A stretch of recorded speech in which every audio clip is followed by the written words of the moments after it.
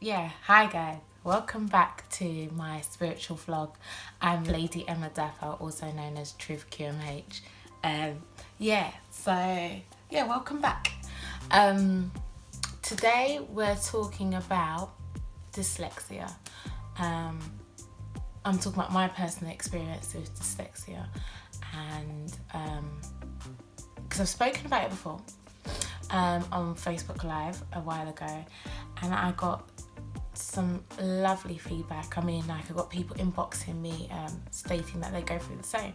So I thought, why not make a video, a vlog about it? So here we go. Okay, so at the moment I am 29 years old, and I'm going to tell the truth. My reading isn't great. I've been classified as dyslexic. I'm going to do that because at the end of the day, there's a title to everything, so that's what I've been classified as. I've had like university reports where I've had to do numerous tests to identify that's what it is. So let's go quite back. Let's just take this right back to the beginning. From young, I was not on reading. I'm not even gonna lie. I was very playful. If it was time to read or do homework, I guarantee you I'll find a toy and we're playing. Like I liked playing, I liked watching and doing anything but doing work or doing any reading. I guess I kind of always avoided it. I remember one time my auntie, I don't know, I might have been about 5 or 6, taking a book out. It was an ABC book, and she really tried to take her time with me and to teach me how to read. And so it was this really big book, really bright book, and it had the alphabet in alphabetical order, obviously, but it had a lowercase and an uppercase. So it had the A, and then it had the lowercase a, and it was same with the B, and then another B, and then C, and then D, and it went across like that. And so obviously when we're reading it, it's going to be A, B, B, or you're just going to do A, B, C, D, and then miss out the lower cases. But what I remember I kept doing was A, B when it was A, and then A, B. Yes, C, D, and so instead of it being B, B. And I just couldn't get it. I just couldn't get it. And now that I'm at this age, I'm realising that really and truly, all it is that someone just needed to sit down with me and have the patience with me to show me how to read. So obviously I'm going into primary school, reception. So you're in class. I don't know if it's like year 3 or year 4, but you're in class, and you know that we're all on like reading group tables, but everyone's still got to read the same book, and they got to read it out loud. Oh my goodness, if I could sink them times, I'm telling you, my heart, I don't know what I used to do. I'll probably pretend I'm sick, or I don't know, but I think I used to pray them times. I'm sure I used to pray and ask God, like, please don't let them pick me, please don't let them pick me, don't let them pick me. Like, I used to avoid being chosen to read. And then I became really good at it. I became really good at hiding and ducking and just pretending. And I did that my entire life. Got to secondary school and I continued doing it. I'll be in groups and presentations, anything like that. A-star student drama, A-star student art, A-star student anything to do with writing. I was not on it. Anything to do with reading, I was not on it. I don't even know how I got all the jobs that I got. I don't even know how I got to university. I don't know how I managed to work in a bank. I don't know how I managed to open up a business. Obviously it's the grace of God, but my reading skills is not up to scratch even up until now, and it's only now that I'm choosing to address it and reflect on it. Like I said, I did a Facebook Live, and I think that was last year I did it. And now it's a year on, and it's just like, so what have you done about it? And it's just like, I feel like the more I'm speaking to people, the more I'm identifying with them that I'm not alone. I know I'm not alone, but I'm finding that there's more and more and more people that their reading is not up to scratch. And it's crazy because these are like one of the most talented people that I know. They're musicians, they're artists, they're so creative, but their reading isn't up to scratch. So it kind of forced me even more so to make sure I do this video to also let them know they are not alone. It's funny because I remember when I came to Christ, you know, they always say, oh, you got to read the word, it's the word.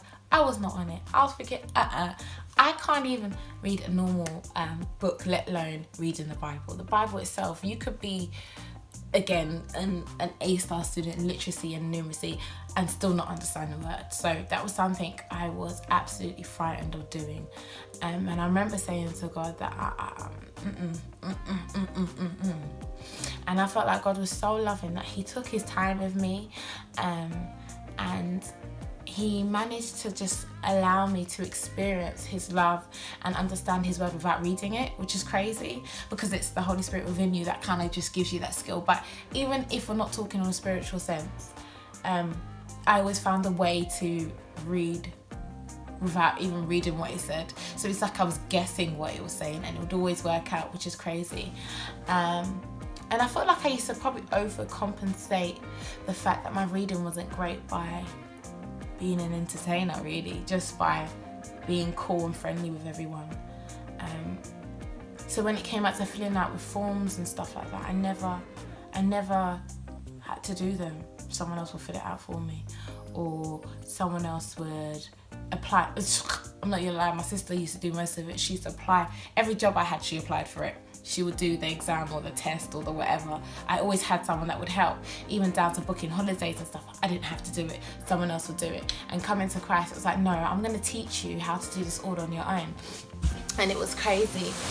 And I find that already that my reading skills have gotten a lot better because I'm now choosing to read. I never thought I was ever going to read a book. Like, I hadn't read a book. My first book that I completed was in 2017. Was it 2016, 2017? Very first book I ever completed, and it was, I think it was Joyce Meyer, Battlefields of the Mind, and also The Power of a Praying Woman. And do you know how good that felt to say, Rare, you actually finished reading? Furthermore, we picked up a book to read. I remember my dad always saying to me, pick up a book and read, pick up a book and read, pick up a book and read, pick up a book and read. But when I check it, like, you never sat down with me to read the book. Understanding how important reading is, especially, like, I advise, like, all parents to really take your time with your kids and just have your patience with them with the words, because they will get it, because we already have the intelligence in us.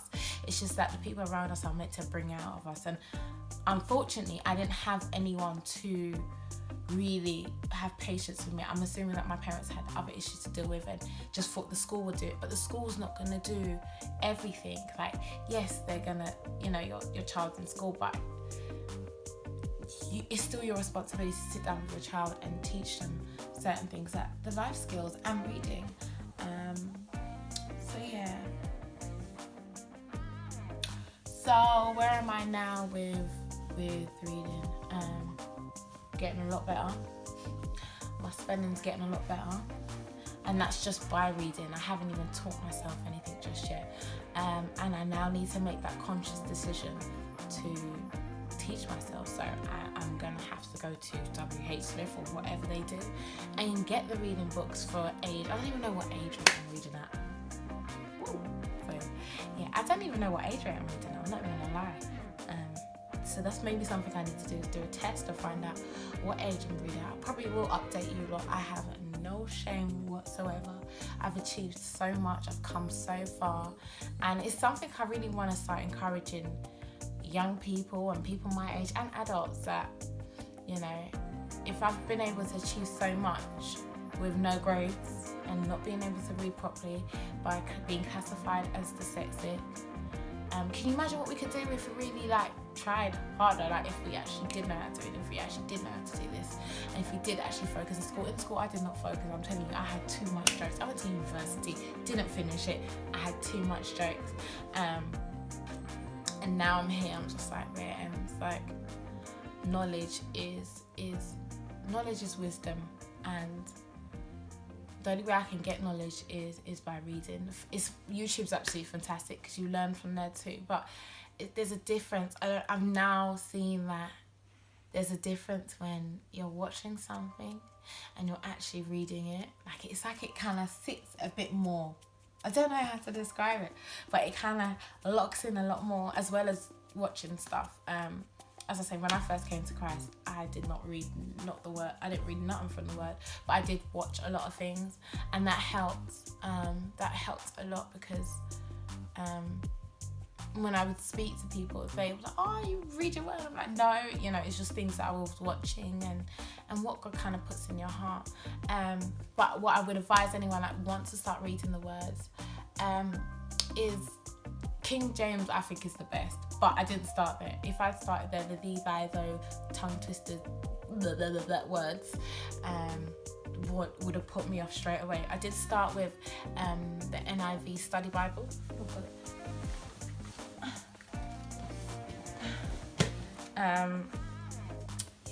The Life Application NIV Study Bible, which is absolutely fun. When I say they break it down, they really break it down.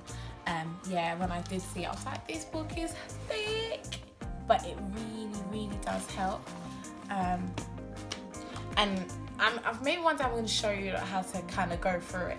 But you find, obviously it's got the chapters in bold writing and the verses there, but then you go to the bottom and it really breaks down in simple form what it's talking about, and it's in simple English, especially for those y'all that read slow or not great at reading, or even if you are great at reading but you want a more simpler explanation, then this will be something to go for.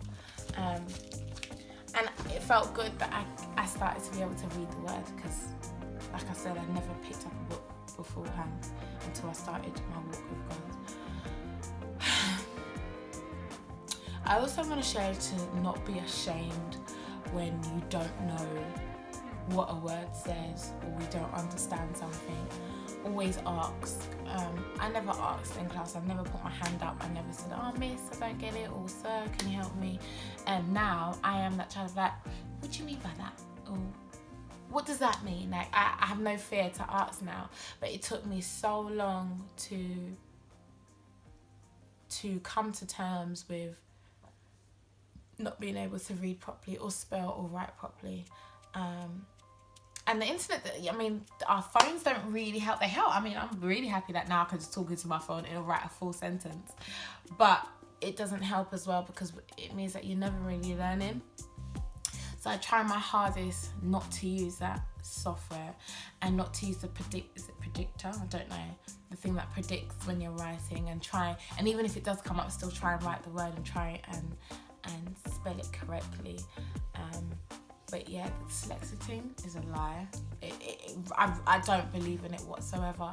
I just feel like when a child is labelled with that, it's just showing you that all the child needs is extra attention in that field.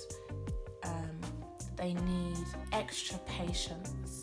I believe that if I had someone that had more patience with me and had time to, that my reading will be on top of this world. But I can't blame anyone now, because I'm 20. I'm a big woman.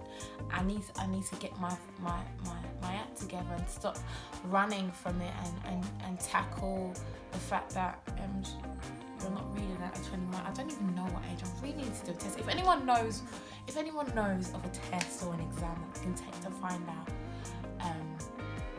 what level I'm reading at or what age I'm reading at, please leave it in the comments below. I really appreciate it. I really appreciate it. But I truly believe we can do all things through Christ who strengthens us. And I feel like God's just made me feel like I can do anything on the top of the world. Like, my daddy's the king, y'all. That's how I feel. And I feel like it doesn't matter what I think I can't do. It still can be done. But I also have to make the conscious decision to, I don't know, to what's the word I'm looking for? To grow, maybe? I can't just sit here and do this video and say, yeah. born I'm dyslexic and I can't read. So great. It's not I can't read at all. I need to actually do something about it, which means getting exercise books and doing my own little spelling tests and things like that. But what I'm trying to say is that I didn't let it to stop me. Didn't let it to stop me whatsoever. And the amount of things I'm looking back and thinking that I've achieved, I'm just like, wow. Definitely could have been all me. It's, obviously straight for God. But the amount of things that I have done with no education, because I like to play too much and talk too much, it can be done. We've got no excuse. That's it. Literally, we've got no excuse. I've got no excuse. I've got no excuse not to grow from here on. But now, I'll be reading the King James Version, man. I actually love it. I love the depths of it. I love the punch in it. And then I do fluctuate between that and the Amplify and the NIV and yeah, some of the stuff I'm saying, y'all, you're not even gonna get what I'm talking about. But yeah, still. Yeah, so it's funny, New Year's Eve I went on date night on my own. Well, it wasn't on my own, I went with the Lord. I went on date night and we went to a restaurant, an Italian restaurant, and I took a notepad and I took a book. I chose what is going to be my reading book for January, and I took this wonderful book, 21 Insights for Authentic Living, by Shirley Wilson. Check her out, absolutely fantastic. I didn't know what to expect. She's a life coach. She's a brilliant life coach. She's actually my life coach, I'm not gonna lie. And I didn't know what to expect from the book. But as I started opening the pages, I realised that it's a really, really easy read, like I'm talking about. If I'm saying easy, it's easy because I'm not really a reader. And I got to chapter 1, and chapter 1 is talking about looking at your darkness. I don't know why I keep trying to show y'all like the page, but there were so many things in there that she was talking about the darkness, and I was thinking, what is my darkness? I ain't got no dark, like there's nothing that I would classify my darkness. But there's something that says that she said something that said this darkness can become our new normal as we function through it the best way we know how to. So it was basically saying that I didn't know what my darkness was, and it's because my darkness has become my norm. Like it's just normal to me now. So whatever it is that I've hidden, it's been hidden for so long that I don't even know it's an issue. The darkness only exists in the absence of light. So again, because I didn't bring my issue to the light, I wouldn't even know it's a problem. So she asked 3 questions. And the question said, what do you believe to be true about the areas of your darkness? I was sitting there, I'm like, God, I don't know what my darkness is. I don't really know what she's talking about. So I really had to pray, and I was just like, God, all right, cool. Show me my darkness, because right now I can't see anything. Like, what is my darkness? How do these areas become the way? How did these areas become the way they are? I.e., whether it's pride or was it through events? Don't know. And as I got on to the second question, oh my gosh, did I miss the first one? Oh, first question, sorry, was what are the dark places in your heart and your life that you have hidden from? Yeah, that's the one that got me. And by the time I got to the second one, I was just like, God, I don't know what she's talking about. And then I had to think, what are you still running from? What are you still hiding from in your life? And then I realised it was reading.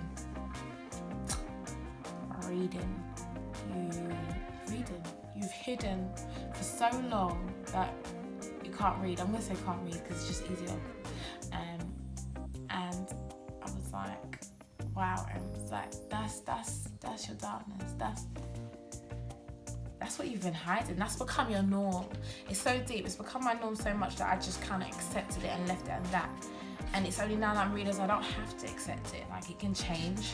It doesn't have to be like that forever. It's what are you going to do about it to change, bring your darkness to light, and get rid of it. And everyone always thinks your darkness has to be something deep. No, it's as little as reading, and it could be other things, but mine was reading. Mine was not being able to write properly, not being able to whatever. But I find that now that I do a lot more writing in my diaries, a lot of time when I'm praying, I'm writing to God, and I'm not thinking about, oh my gosh, I can't spell. It was so deep that if I needed to spell something, I could be writing something fantastic and then I need to spell something, the whole sentence gets rubbed out just because I can't write that word.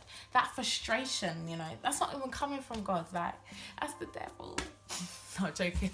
No, I'm not joking. But yeah, it's not even coming from God. Like, that frustration is not coming from God. And it's just like, what are you going to do about that? Like, how are you going to improve on whatever your darkness is? What is your darkness? You think about that. What is your darkness? What is hidden? What's become your norm? What have you accepted and said, oh, that's just me? Think about that and try identify how we can work on that, how you can make that change, how you can improve on that, how you can go forward from that. So yeah, I hope this has helped. I think it's definitely going to help me when I watch it back, in terms of just the whole reading thing. I mean, I even went to a workshop the other day, a nail course, and there was a young lady there, and she was already getting panicky, and she was just like, oh, we're going to have to do a written test, I'm dyslexic. And I just had to quickly let her know, girl, you're not alone here too, but let's not own it. Let's just do what we need to do, really. Like, there's always a way around it, and just not owning it. I rebuke the spirit of dyslexia in the name of Jesus Christ, because that's not even a legit. That's not even real. It's just I have to take that conscious decision now to